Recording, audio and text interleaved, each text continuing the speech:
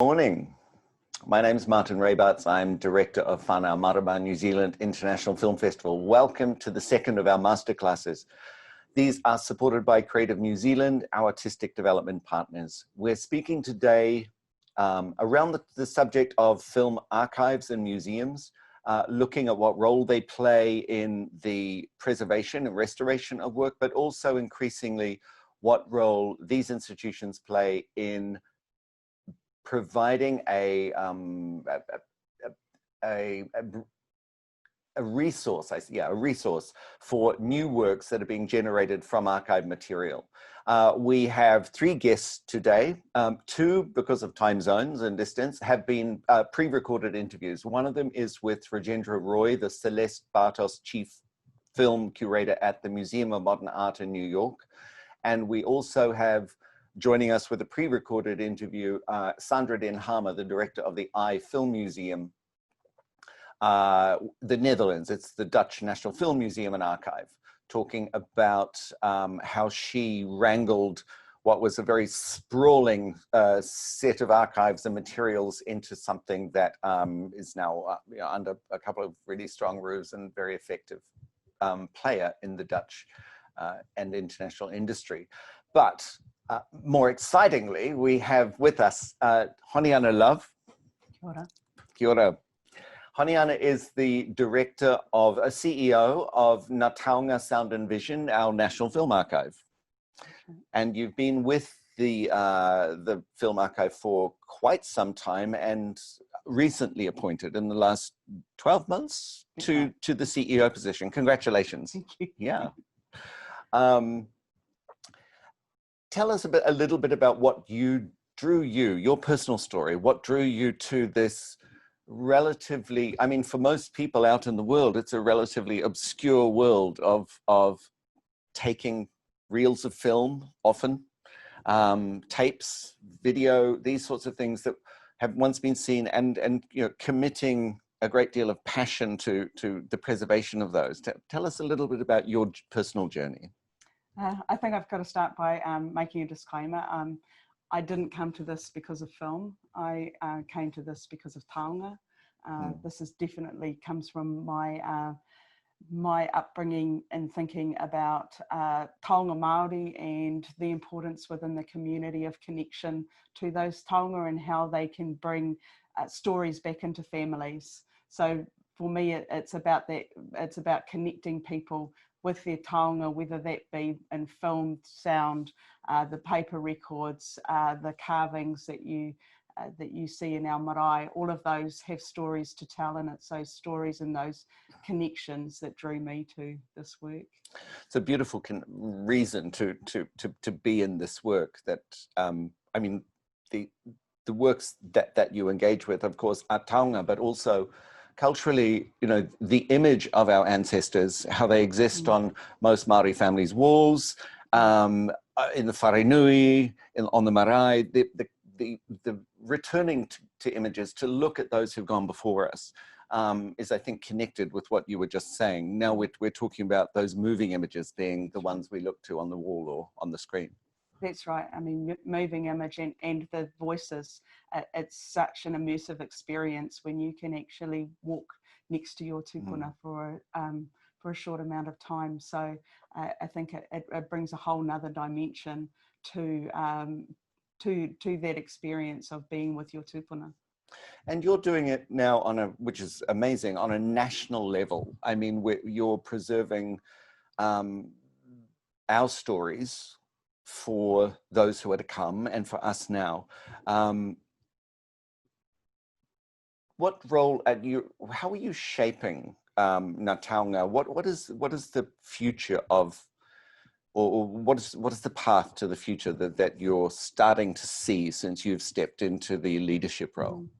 I think one of the things that's really important for us at Taonga is where we've come from, and I particularly look back to the setup of the film archive. So we're 3 archives have come together. We are a broadcast library archive as well. So we hold the TVNZ collection, the RNZ collection, as well as the collection that was originally started in the 80s as the New Zealand Film Archive.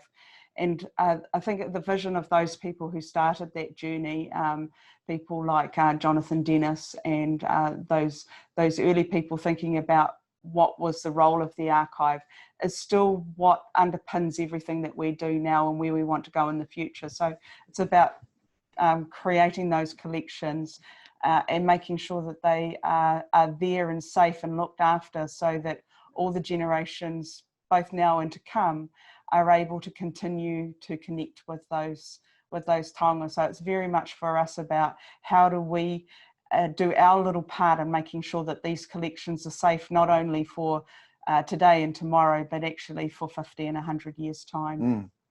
And it's increasingly complex, and we'll come back to that later, and we'll talk about the actual machinery of preservation and restoration, the sort of rapid progression of the digital space in that world.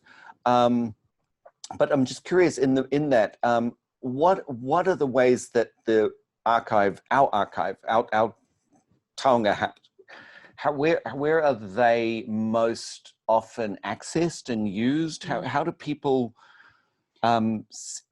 get access? It's something that's changing over time. And people are much more now wanting to be able to connect with them online, and the decision was made by my predecessors that we would look at preservation to be digital preservation. So the Archives New Zealand, the National Archive that holds the government records, made the decision some years ago to move to analog. So they're copying all their films to analog formats, then digitizing, so the preservation masters are still analog. We made the decision much earlier that we were going to make our preservation masters to be digital, and so now it's about that allows us some freedom to really think about multiple pathways in terms of delivery, because digital can be so widely shared. We're still waiting for the technology to be awesome enough to be able to do that really well, but we do that a lot through partners. So places like NZ On Screen, also of course TVNZ share back a lot of their content through either making new programs or actually sharing some of the old programs. We're seeing more and more people wanting to have their personal connection created. So we're looking at lots more options about how we can make that happen. So is there, when we'll also come back to this, because there's a lot of real complexity in rights, who owns these materials. They rest with you, you preserve them, but you don't own them in most cases. So this is a really interesting aspect of when you make things available, how you make things available, on what platforms as well. Let's come back to that. Okay. I think we'll go to, now that we've all met, we're all here, I'd like to prepare by moving off to New York.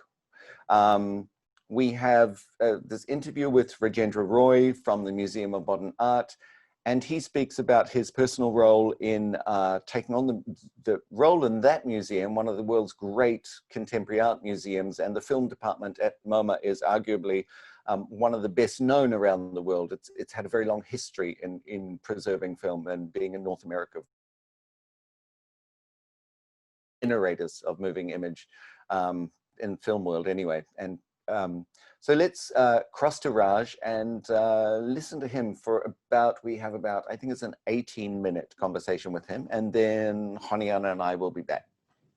So we're speaking today with Raj Roy, Rajendra Roy, the Chief Curator of Film at the Museum of Modern Art in New York. Raj, delighted you could be with us. Thank you so much for giving us some of your time.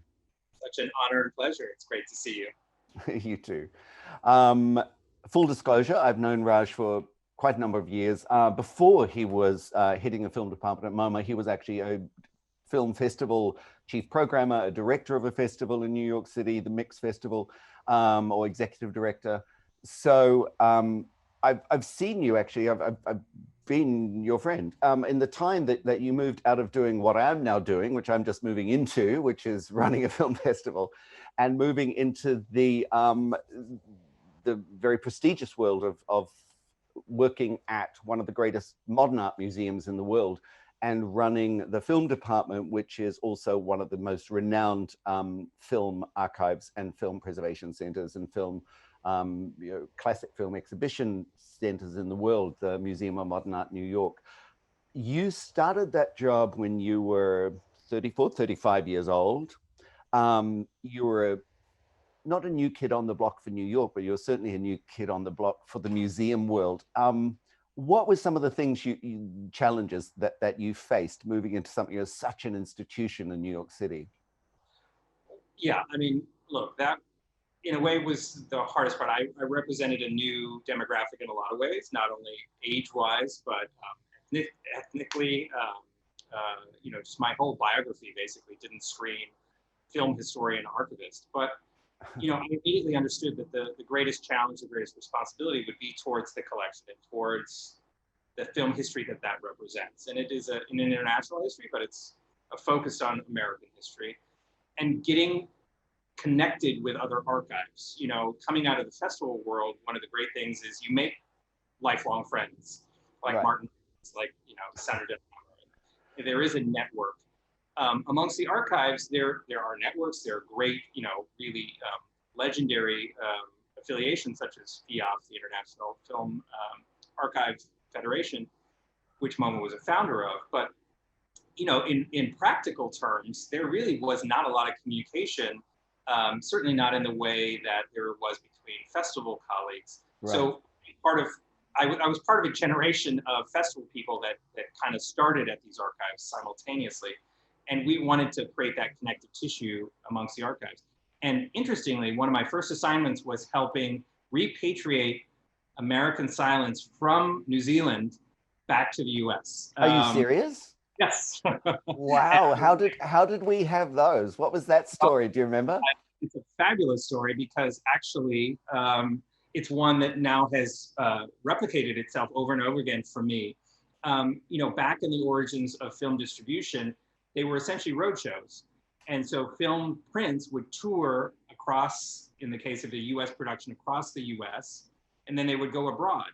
Mm-hmm. And the last place abroad that they would end up is usually where they die, right? So in some cases it was the Czech Republic. We get a lot of repatriation from the Czech archives. And Alaska, there's this, great story of finding this treasure trove of nitrate film buried in the tundra in almost pristine condition because it had been frozen for a year. And another location was New Zealand. So basically the end of the roadshow would be New Zealand. And thank goodness for smart film aficionados and archivists. They kept them rather than throwing them away or burying them in the dirt. So we bring those back. And that, beginning of this sense of, okay, this is what collaboration feels like. But my biggest mission was really to make those films visible. And I think that was one of the huge challenges. There was this real mistrust between exhibition people, which you and I are, let's face it, we're show people. We like the idea that cinema is something that exists when it's shared, not necessarily when it's on a shelf somewhere. But of course, unless it's on a shelf well taken care of, you can't share it and you can't show it. So that's like a fine balance that you're constantly negotiating that space between. I think that, that you just described the greatest challenge of film archives, actually of many museums who have more material that they can put on their walls, is moving into the digital space, the being able to screen things virtually. Has that opened up for the museum? Are you sticking strictly to in bricks and mortar exhibition there? Well, if we were, we would be doing exactly zero right now, because unfortunately New York is still closed in terms of cultural presentations. But we were able to adapt very quickly at MoMA, thankfully. So I'll just preface this by saying, MoMA, if we have to be, will be the last place on earth that you will be able to see a 35mm or 16mm film projected in a cinema, because we have that responsibility. I feel that responsibility to the art form. So whenever it's possible, we will do that, and hopefully that will be for decades and decades to come. But in the meantime, you know, when COVID hit in March, we had to figure out, how do we still show our art? And fortunately, we had digitized. We are in the process of digitizing a number of films in our vast collection. So we have over 30,000 titles, but exhibition specific or preservation project specific, we will digitize those films. And that has proven to be so critical and so instrumental in maintaining our connection to audiences. We started off with a home movie show, so amateur filmmaking and the power of personal storytelling, culminating in August with a whole month dedicated to treasures from our Film Study Center, which is where artists and scholars can come and request obscurities, mostly, to be inspired by, or also to include in their work. And that's an important point, is the history that it's not only educational, it's also instrumental in creating new work. I think that seems to me one of the most for me, I guess maybe it's because, as you say, we're living in the exhibition space, like bringing films to people or working on projects that end up being seen by people, is the new work that's being generated. We have two works in our program. One is called My Name is Babu, by a Dutch director, Sandra Dinham, who is looking at revisiting the history, giving a voice to a character from the history of Indonesia who never before was accorded a voice. And the other piece is Sergei Loznitsa's State Funeral, where he dug into the former Soviet Russian film archive and has compiled a very beautiful meditation, really, upon the death of a dictator. And the response to the Soviet Union. Of course, you know this film and you know Sergei. But the creation of these works, how does that work with you specifically? You have your study center, you give access. Are there costs involved? I mean, preserving material is expensive. Running a big building in the middle on Fifth Avenue, New York, is expensive. How if I were a filmmaker, say from New Zealand, who's listening to this and they think, identify their stuff in your archive, what would that process be? Just briefly, so people can know. Yeah, I mean, look, the great thing about working for a legacy institution, and there are many upsides, obviously, and many intense challenges, especially as someone who always worked in an independent manner. But one of the great benefits is providing access to artists and scholars and eventually audiences for free. So if you were an artist who was working on a project that involved archival subject matter, so you were researching the history of Burt Williams, say, who's an early American vaudevillian, a really complex character. He was a black man who performed in blackface. We happened to discover a work that he commissioned actually as a star. It was a star vehicle from 1913 that was an entire feature film with an African-American cast starring Burt as this character. And it was a romantic comedy. So a romantic comedy starring all Black people in 1913, that shouldn't have existed, right? Wow.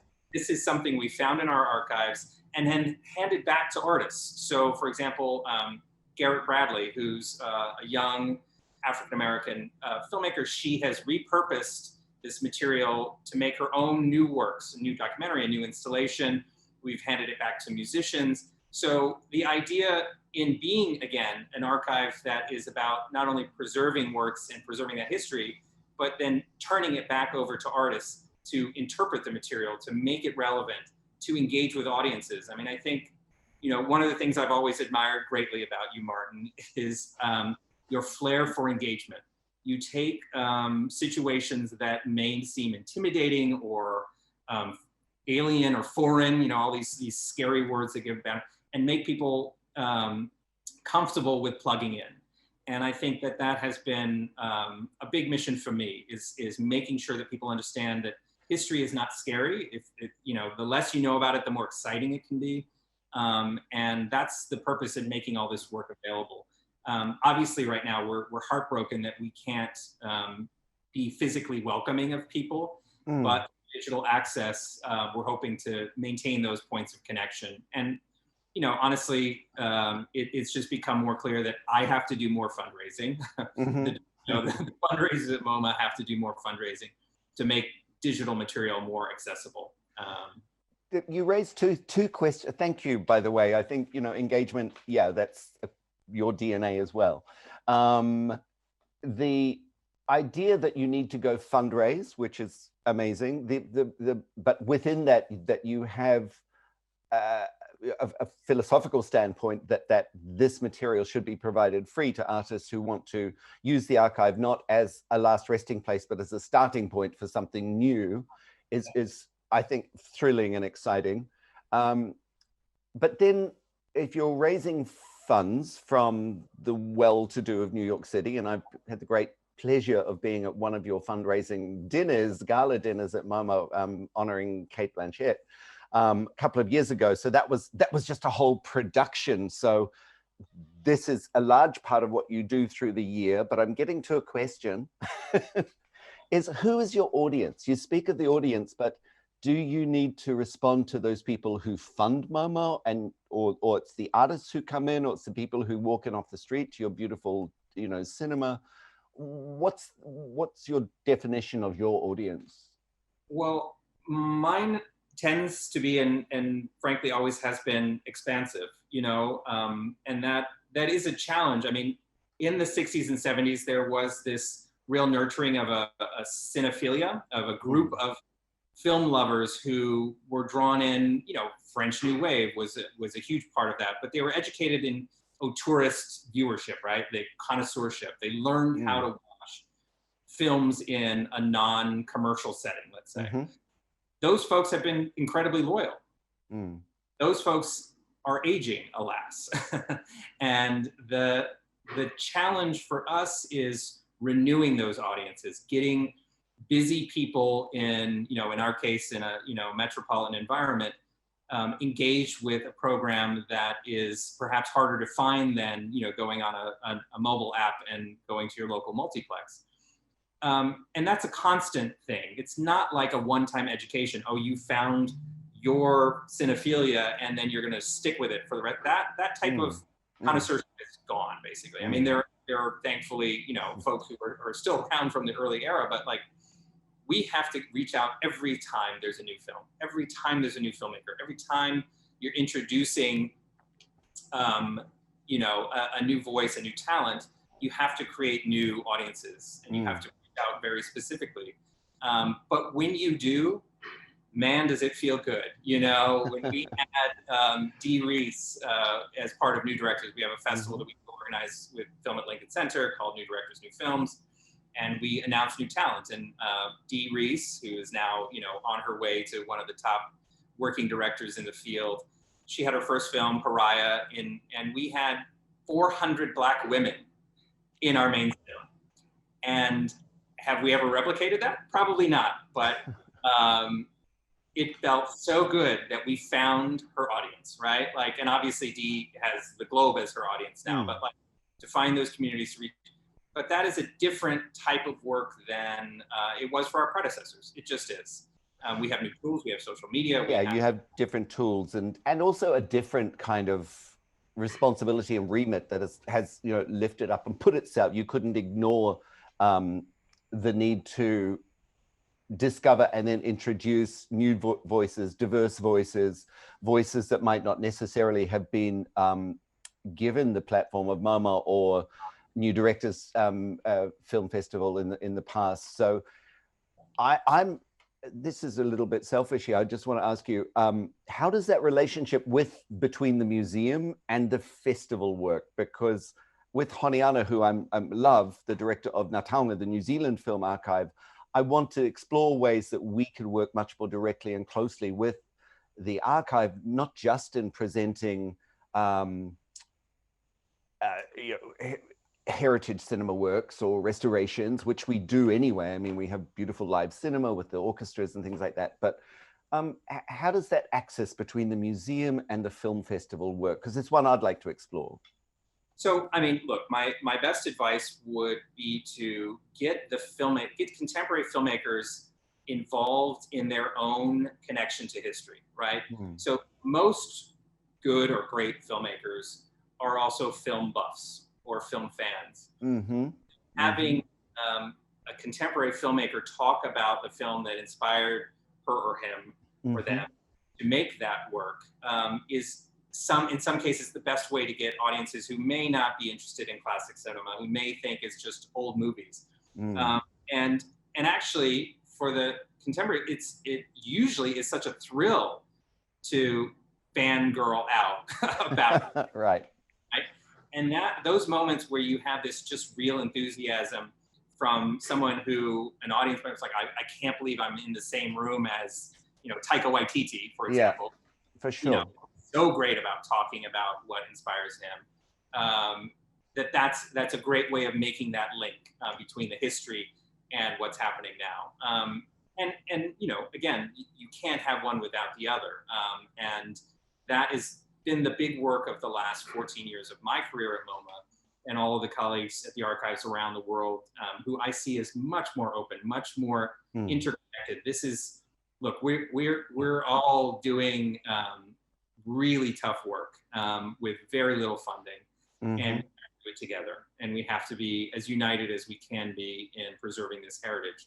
So engaging across cultural, kind of landscapes is critical, and happily, it's been with some success. So.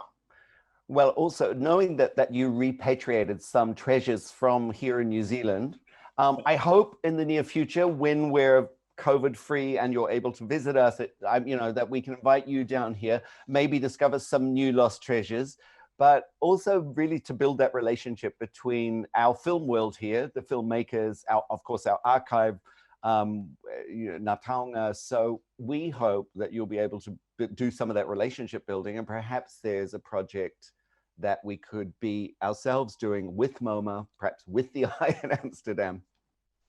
I don't think that would be a stretch at all, Martin. And if there's anybody who can whip us all into shape and get it done, it's you. So, I think in a year's time, shall we? Let's do it. Same place, but in person. I would love that. Thank you so much, Raj. You're not the one who has to get COVID-free. We are. So, Yeah. But we're waiting here with open arms of you when you can make it down here. Thank you so much. Real pleasure.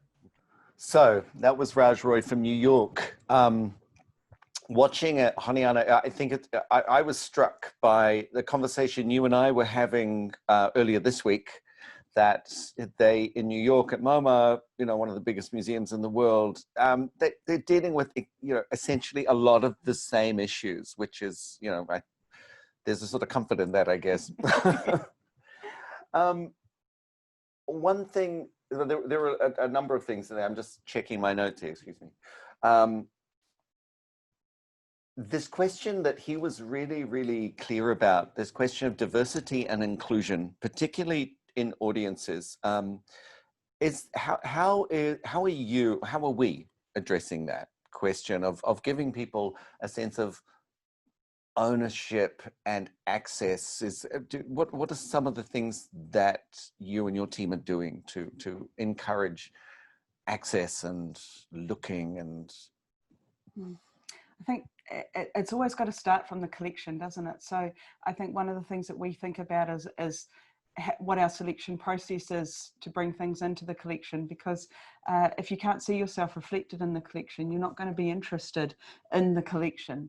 So it's actually about making sure that we're connecting with those communities early on to work out what that material is that we need to be bringing in to make sure that we're we've built that in. Obviously, the New Zealand experience with Māori is incredibly important to us, and we have built that into our DNA right from the beginning. So the treaty is part of our constitution.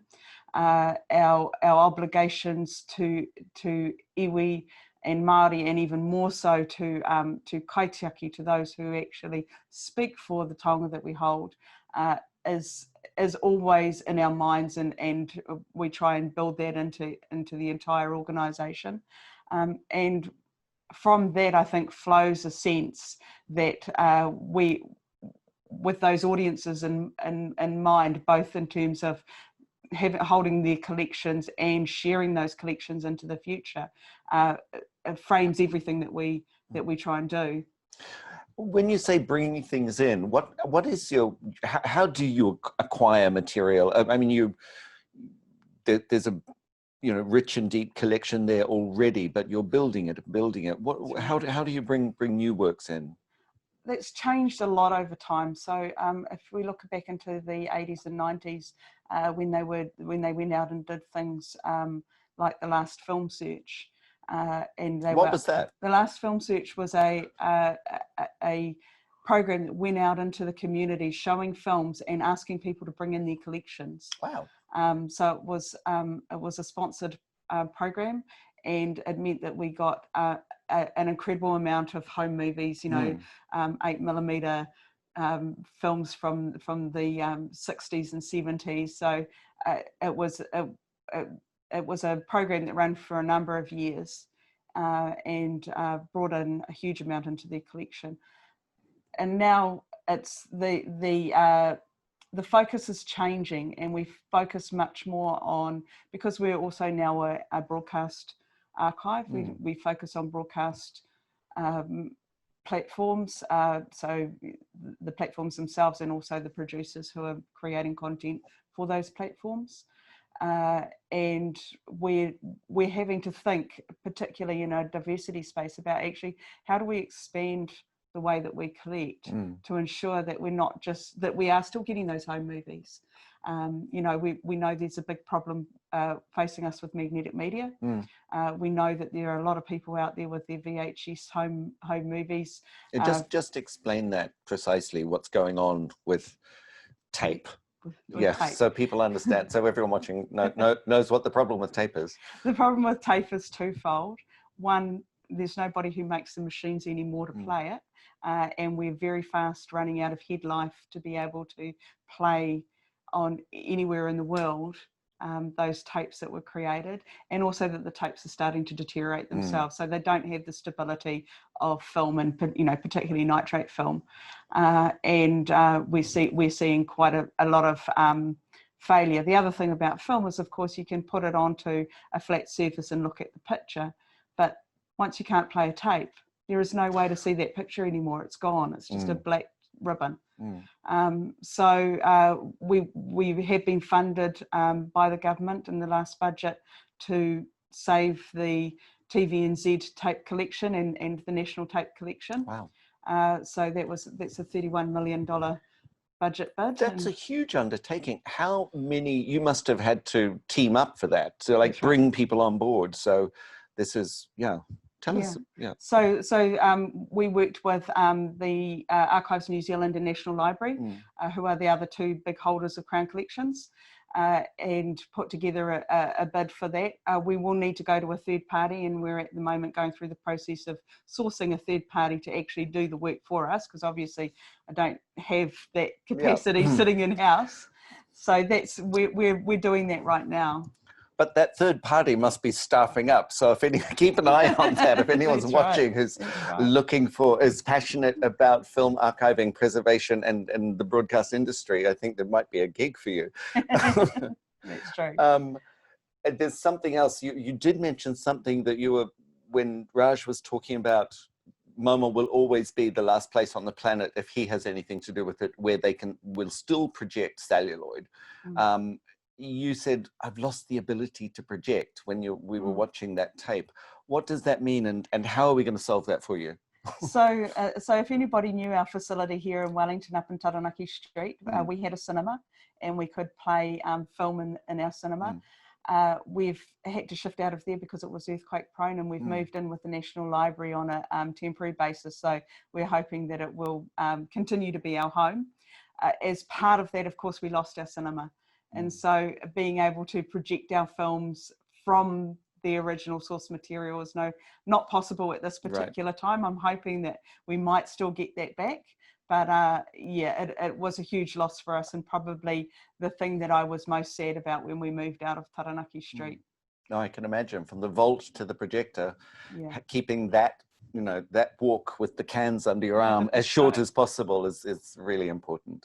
Actually, speaking about buildings, collections, I think it's a really good segue for us to go into the next interview with Sandra Dinham, who, as I mentioned at the opening, has been instrumental in bringing together a very fragmented film museum and archive in the Netherlands, and that's been her sort of primary life's work for the last, I guess, 10, 12 years. And we'll come back and we'll talk about some of that as well, because we're dealing with the loss of the Taranaki Street space, the projection capacity. There are also different vaults for different materials in this country. So let's Denhama, Director of Filmmuseum Netherlands.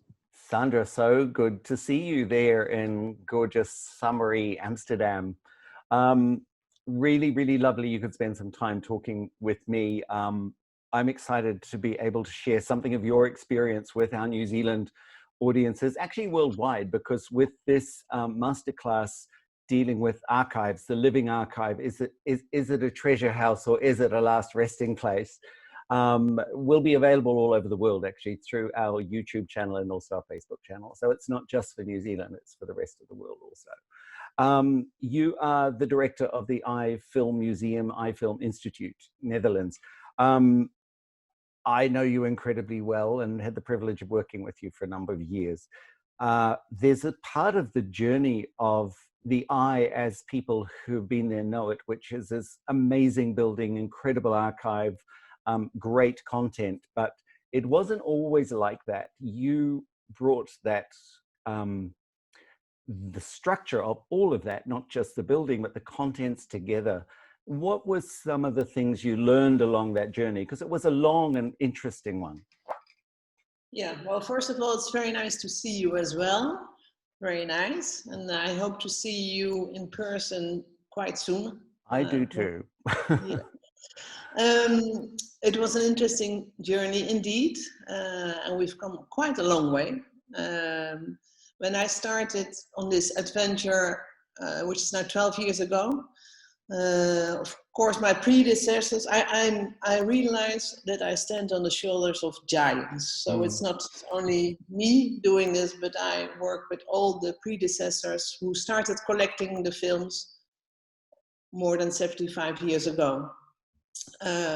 When we started 12 years ago, there was already the need, very much the need for new vaults for our collection, because the film collection from the Netherlands was spread over more than 12 locations, and actually they were in barns behind farmhouses. Wow. Very interesting, beautiful places, also in the dunes during the war. The Rembrandts were being kept in those safe vaults in the dunes, and there we have films as well. So it was all over the place and in very bad condition. Actually, that was the reason that the Minister of Culture said, recognize the importance of the collection because it's our collective memory. Seeing the images from the past is really what's connecting us with history.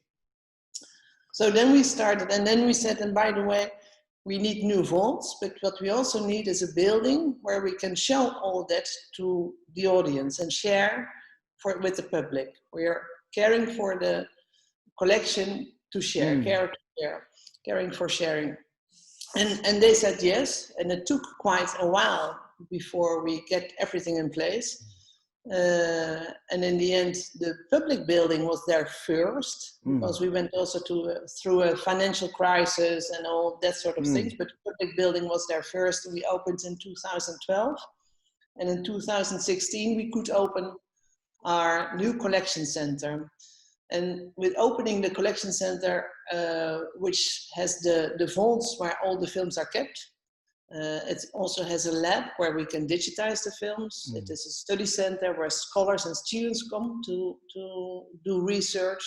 And it's really reopening the collection to a wider audience. How do you get permission to be a scholar or a student and access the archive? It's pretty much an open door policy, isn't it? It's very much open door, and I hope we've been working for a long time to share much of our collection online, but of course there are the rights. We own the material, but not the rights to the film, so we always have to share with the rights holders. We will start a new video on demand platform later this year, the Ifilm player. But much of the collection, especially the films that are in public domain, are already on YouTube. So we have our own channel on YouTube. You can see the films and fragments of films. Right. But as a scholar or student, we have a master program together with the University of Amsterdam. So we host 15 students a year, most of them from all over the world, come to study in Amsterdam. So if there is somebody in New Zealand interested to come, please apply to our master program. Okay, did you hear that, everyone?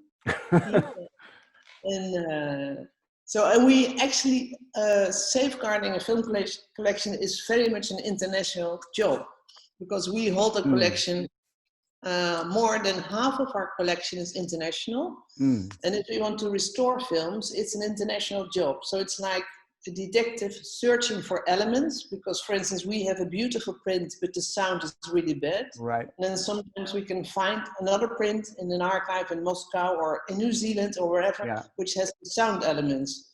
So we put all the things together. That was, I remember, the restoration of Fragments of an Empire. The Soviet film that came in different parts and places. Also, San Francisco was involved. That international community of archives, of whom we'll be speaking more about. We'll be talking to the Museum of Modern Art, Rajendra Roy from Museum of Modern Art in New York, and Honiana Love from our own archive here. That interaction seems to be essential. How do you all find each other or discover that you share a common goal in restoring a particular work? Is it, you said it's like a mystery, you're digging for treasure, but how do you communicate? How did that Soviet film come about? Well, it's really digging into the archives. It's really like gold digging, we sometimes say, and the community is not that huge, because in many countries, like in New Zealand and in the Netherlands, there's only one film archive. Right. We have a television archive as well, but we work very closely together. So there are these associations and communities that we meet once a year. Now we did on Zoom with all our colleagues. And as I said, with the master program, we connect with 15 new film professionals a year, and all of them start spreading around the world, and we stay in touch. Yeah. I think that you said something right at the beginning. You said it's about the collective memory of a society, but you also are holders of the collective memory of the world in a way, because you have such an international collection. What is it about the way that you work that allows the eye and the Dutch taxpayer, as it were, with financing from the Ministry of Culture, but also the other sources of income that eye generates itself, that makes sense, that you're caring for the cultural patrimony of other countries as well as the Dutch? Yeah. Well, the interesting thing is that in the early days of cinema, when films were shown on the fairs and traveling cinemas around the countries and the villages, after films were shown, most of the prints were destroyed. There was one guy, which was called Jean Desmet, who happily lived in Amsterdam, and both also in Belgium. And he was a traveling cinema exploitant, so showing his films everywhere. And he kept everything, all the films, but also all the notes from his electricity bill. So it gives a very good view of what happened in those days. But what is very important, that he kept all the first nitrate prints. And in those days, wow, film was also the possibility for people to travel to other worlds, because we couldn't travel as easily. Well, nowadays it's we a can't bit like travel. now, yeah. But it's like now. Yeah. And then there were some bigger companies, for instance, like the Pathé in France. They sent their cameramen all over the world to show the very first images of forests living in the Netherlands from the Dutch Indies, for instance. Wow. So it was all over the world, and we kept all those images. And therewith, it's not only the Netherlands that we see images from all over the world. But actually, you're saying that the collection was based on something that was essentially international at its very start, because the birth of cinema was about opening windows to the rest of the world. So actually, it's just keeping something going that's been happening for 100 years. It's not revolutionary to be so outward looking. Yeah, indeed. And those very first images, actually, they were shot on 68 millimeter. Wow. Interesting format. And we have a beautiful collection of those. It's actually travel logs. So it's you see bits and pieces from cities and countries all over the world. And we hold a vast collection. Also, the MoMA has some of those and also restored. And we're working here again, together with the British Film Institute, with the MoMA in New York, restoring these very first images of cinema. And it gives a picture of the world as it was in the beginning of the 20th century.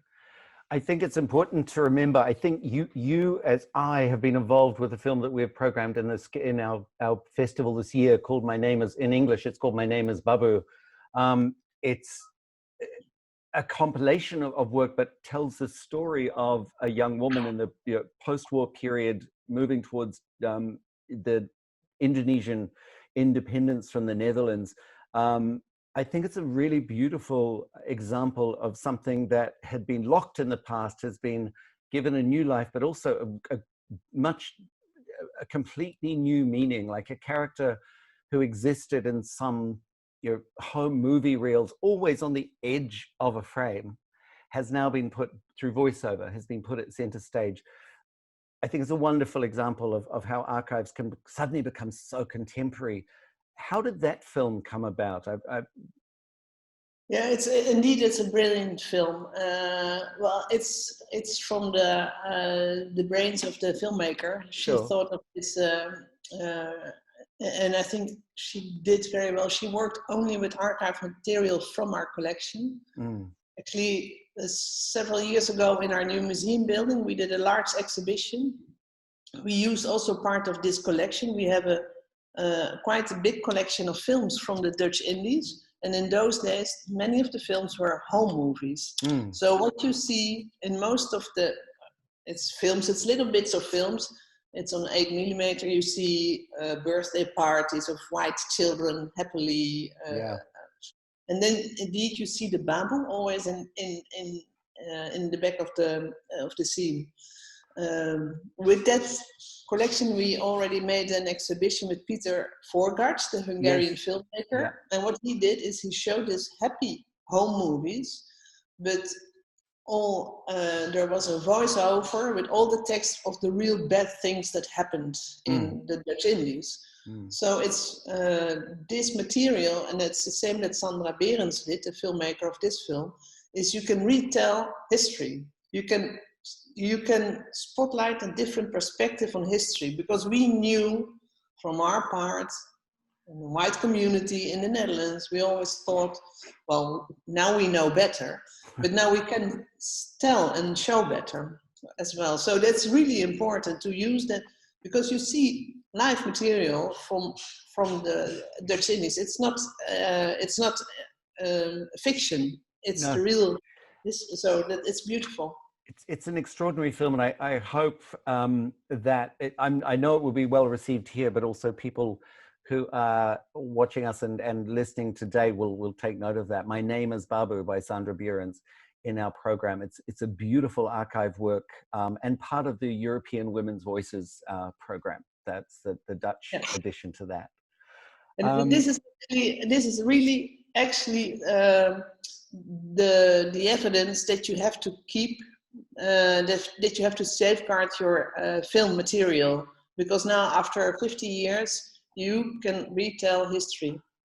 I think it's the best possible argument for why a culture or society invests in the preservation of cinema as art or as documentation of its past, the same as we preserve books in libraries, works of art in museums. Just in the middle of that, you also mentioned the Jean Desmet collection, which is a wonderful collection with all of the layers of information, as you mentioned. That was entered into the UNESCO World Heritage, what's it called? The World Heritage Register. Register, thank you. The World Heritage Register. Some years ago, we've in Wellington, New Zealand, have just become a UNESCO City of Film, one of the UNESCO Worldwide Creative Cities network. So we're pretty excited about UNESCO. But tell us a little bit about how the UNESCO World Register impacted on the attention that the Desmet collection, in its uniqueness, was able to gain from that designation. Yeah. So congratulations again to you for this. Indeed, that's what it is. It's like a quality stamp. It's from an international organization saying it's so important that you safeguard this.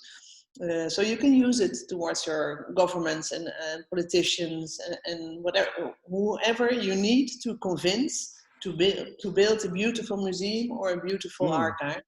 And it helped us. We got this before we opened a new museum. So it helped us really convincing our funders that it is really important. Well, you've used that designation. You've brought the archive into such a beautiful home, and for me it's exciting to see the kinds of works that do come out of the eye. My Name is Babu, the most recent one, but so much work that's also you open it freely to allow artists to explore experimentally with existing works, making new works from the found footage or things like that. So I think the eye for me is an example of one of the most exciting and vital living organisms. I think of arguably of any cultural discipline or artistic discipline, to be honest. It's always full of life, vitality, and challenge. I think it's a very ambitious archive. It's a very ambitious museum. It's a very ambitious place to see films. So thank you for your contribution to bringing that all around. I know there'll be people watching us who visited the eye. They'll want to come again. I want to come again and see you soon. See you all soon.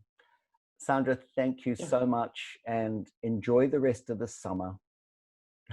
Thank you too, and good luck with the festival. And one day I will come and see you. Thank you. You are very, very, very welcome, as you know. We'll be looking forward to having you here. Thank you. Thank you. Okay. So, Sandra Dinham from the Netherlands, we grabbed her and spoke to her just before she went on holiday. I think, again, there's so much stuff in there, but what I'd really like to talk about in this last section of our conversation, which we have to complete this session, is the question of material being repurposed. We spoke just then about the film My Name is Babu, and actually we have some questions which have been sent by Sandra Behrens, the director, and they relate to, I think, where this conversation, I think, which we can get into. First of all, she was asking, how do people know they can bring their home movies to your archive? So she's recognizing this thing you're speaking about, that the material generated by non-professionals should be as highly valued in terms of our personal histories and national histories as professionally generated material. And she's used in this film, My Name is Babu, home movies. I think we are at a place in our coming to terms with our past. The Netherlands is also working towards coming to terms with its colonial history in Indonesia. how do you make decisions about cultural ownership, I suppose? Because my understanding is that Sandra herself has family roots in Indonesia, whether they be indigenous roots or historical roots, I'm not sure. But she absolutely clearly, and her intention was to revisit that colonial past and look at it from the point of view of the colonized, which is, you know, a really fascinating, you know, approach to the material that she worked with. We have another example of ownership of not just home movies, but professionally generated film in Merita, How Mum Decolonized the Screen by Happy Mita, which was a really big success when it went out here and out into the world. Again, the thing with Merita Mita was her home movies were also works of an activist, or they were newsreel. That was just the life that she and her family had lived, and a, you know, extraordinary woman. When Happy wanted to approach this material, you would have been involved in that. You would have known this part of this journey. Tell us how that came about, because Sandra just shared a little bit about the My Name is Babu film. To start with, Happy actually, very sad to say, has been working for us for a number of years and has just decided to move on. So his connection with us was very close. Right. In saying that, he also approached us from a very professional perspective. So he came to us and he asked us to support his vision. Our chief executive at the time was really completely on board with doing that. So of course, a lot of the home movies that he accessed had been deposited by his family. So we don't own our collection. Our collection, the physical items are still owned by whoever deposited them. The intellectual property rights are owned by wherever that sits. So in the case of home movies, by those who shot them. And we also acknowledge that there's another right that's really important in New Zealand, and that's the right of kaitiaki. So for people to speak for the images to whom they relate, so from whom they descend, to whom they have a really strong connection. So we acknowledge all of those rights, and and whenever we're working with any of our material, we talk to those people. So with Hepari's films, he took responsibility for ensuring that any kaitiaki involved in those works were talked to. So he spoke to his own family about making sure that those films could be, that they were comfortable with the material that he was using. He has a deep understanding of what it is to be a kaitiaki, what it is to be a filmmaker, and what it is to be a depositor with us. So his nuanced approach to that was, was fantastic.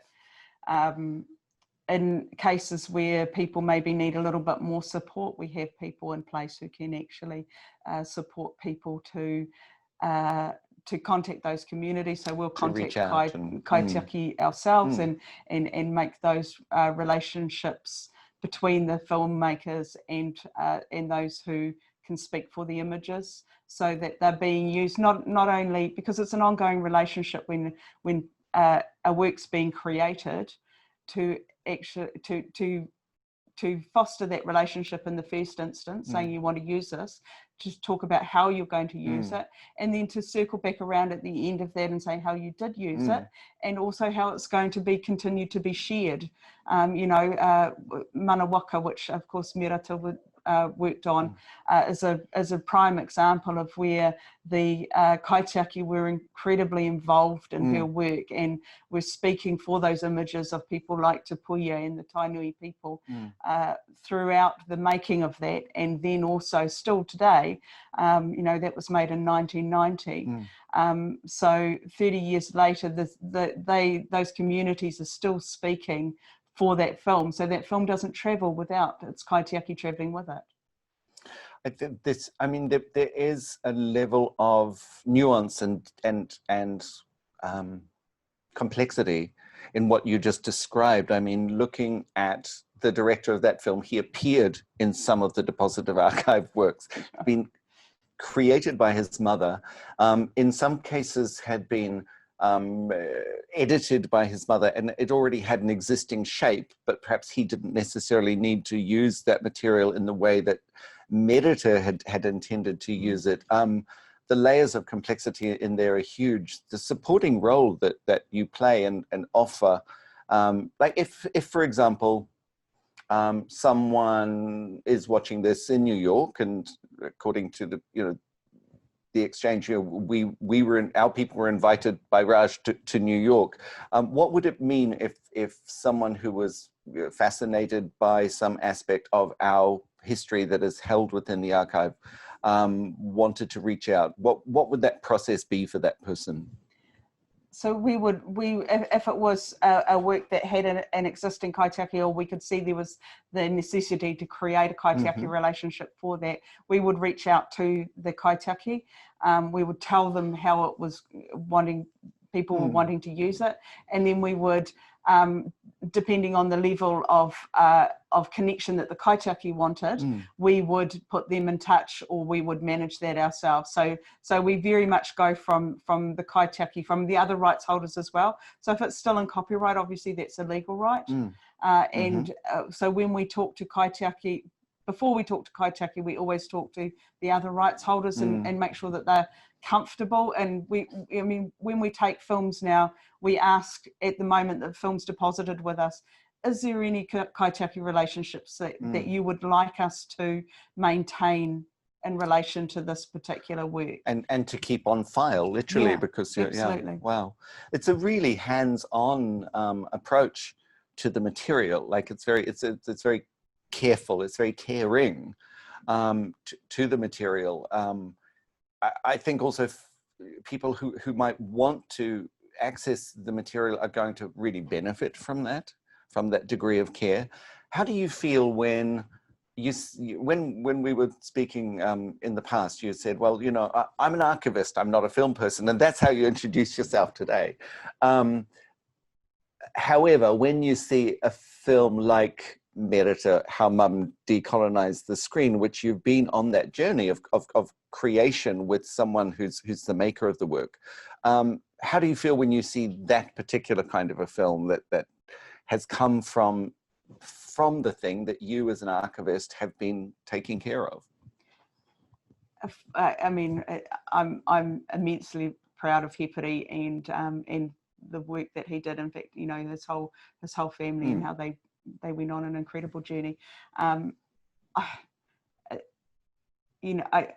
love that connection is created, but it's that's what our role should be.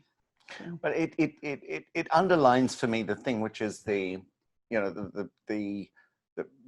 line that we used, or lines we used to describe this session, talking to people, to Raj in New York, Sandra in Europe, and you here, is that what is a film archive? Is it the treasure house, which you actually describe yourself as in terms of our archive here, or is it a mausoleum? And I think I'm encouraged to, in all these conversations, that one of the key roles that each of the institutions that we've been talking to sees themselves as playing is being a living organ, a part of the film organism. And